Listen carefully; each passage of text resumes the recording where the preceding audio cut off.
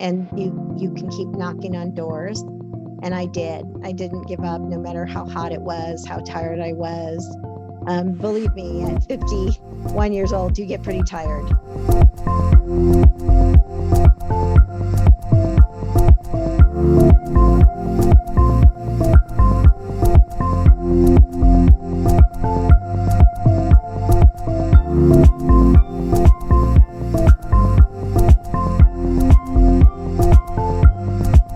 Hello, everybody, and welcome back to Dr. Melodie's Learning Bytes. Today, we're going to get some great advice from Alison on what to do when you do everything you're supposed to, and yet things don't go the way they are supposed to.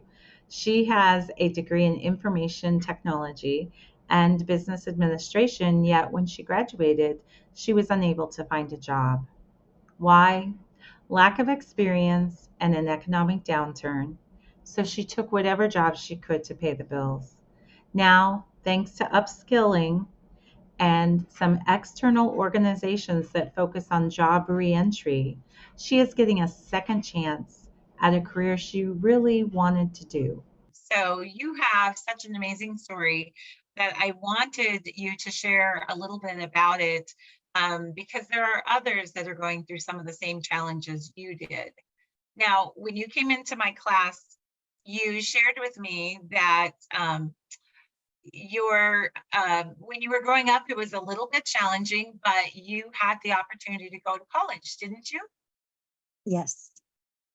Tell me about what you went to college for. Computer information systems and business administration. As far as going to school, that sounds like a perfect degree, computer systems and business. And tell me a little bit about what happened after you got out of college. Well, the ideal situation is you get out of college and you find your job, starting your career and building up for retirement. And that was my idea. But what happened? Far from it. Far from it. I took every job under the sun that you could get just to survive. I couldn't make it in anywhere because I didn't have experience. I had a college degree. I was perfect, but no experience. Nobody was willing to hire me. So I moved to Vegas because it was open 24/7. I thought my chances were greater of getting an IT job. But everyone told you you needed experience before they would hire you. And Correct. How do you get experience unless somebody will give you a chance? Correct. You decided eventually, though, that you wanted to give this another try. You liked computers and you still felt that you had something to offer in that industry. So what steps did you decide to take to try to get back into it a second time? I continued to pursue a job working for a travel company, hoping to transfer into IT. So I continued to take classes to keep my skills up to date. And as I got older, my skills got older. Were you nervous about taking an online class compared to face-to-face learning? A little, I had a little, some nervousness because I haven't been in class for a long period of time and not having hands-on. So there was some nervousness, but I was eager to get back into my field, and I was excited about that, taking a new class and being even in an online setting, being around other people that had the same desire. What do you feel like were characteristics that helped you succeed and not give up? It's a good question. There just has to be something inside you. I think you have to have a desire to, you have to want something better I've always wanted something better in my life. And I knew that there was something out there for me. You have to believe, you have to have hope. You can't ever give up hope. one of the things that research shows is that adults succeed when they have support systems in place. Now, most people think that that support system comes from your family, your immediate family around you that are saying, yes, Allison, I think you should go back to school. But you didn't have immediate family around you that was supportive. Do you want to share anything about the external challenges that you had? Sure. Family's always been really important to me, and I never had really a biological family. And that's been a real challenge. And there's tons of people out there that are willing to help for the right reasons. And you have to find those positive people. Surround yourself with the most positive people that will lift you up.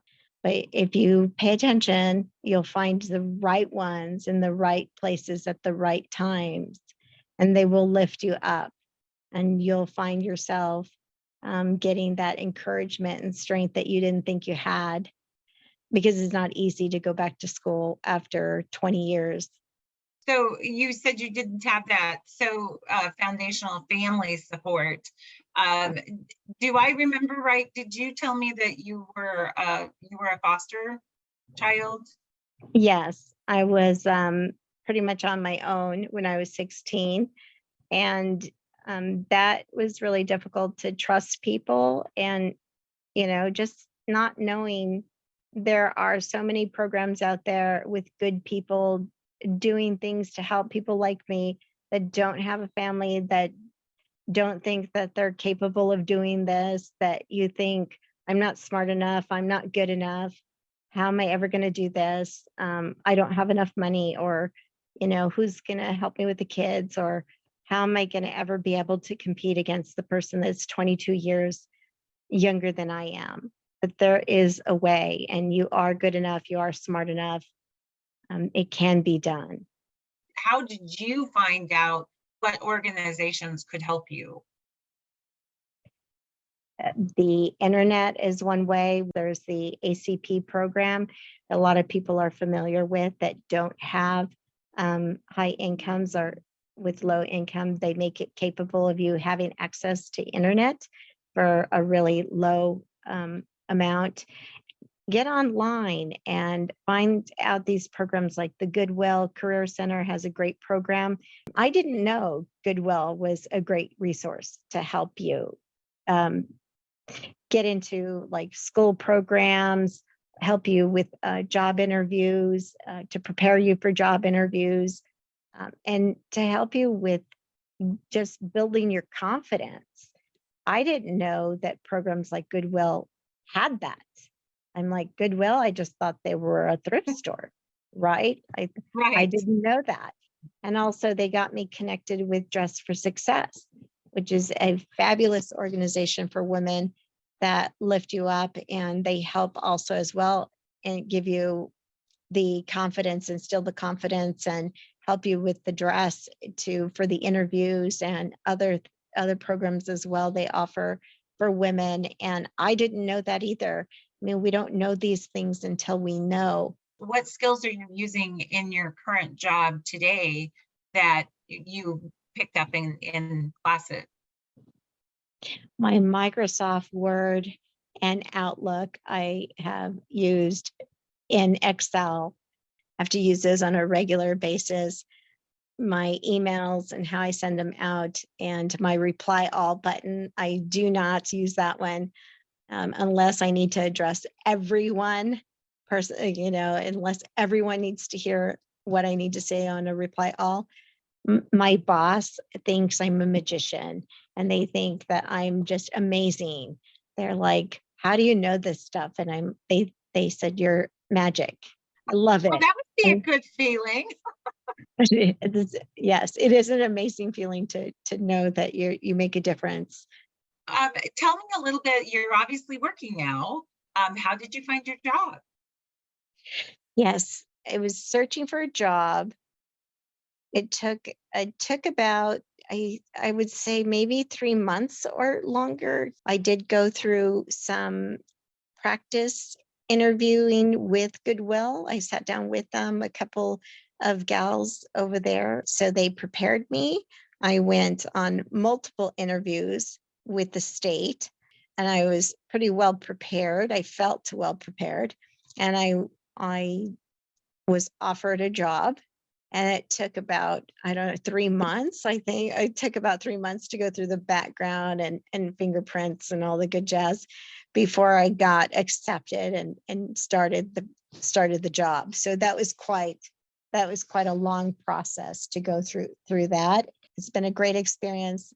And I really honestly can tell you that my training has been so beneficial to me and how I help my coworkers and how I interact with them and just my productivity. The time management is priceless.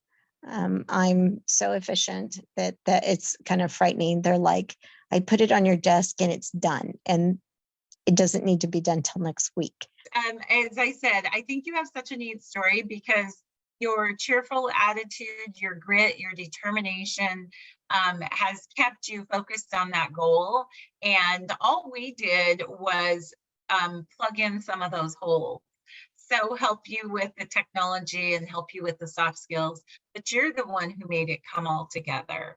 And it's exciting to see you doing well. So did you have any other last thoughts or comments that you would want to share with someone else who might be in a similar position?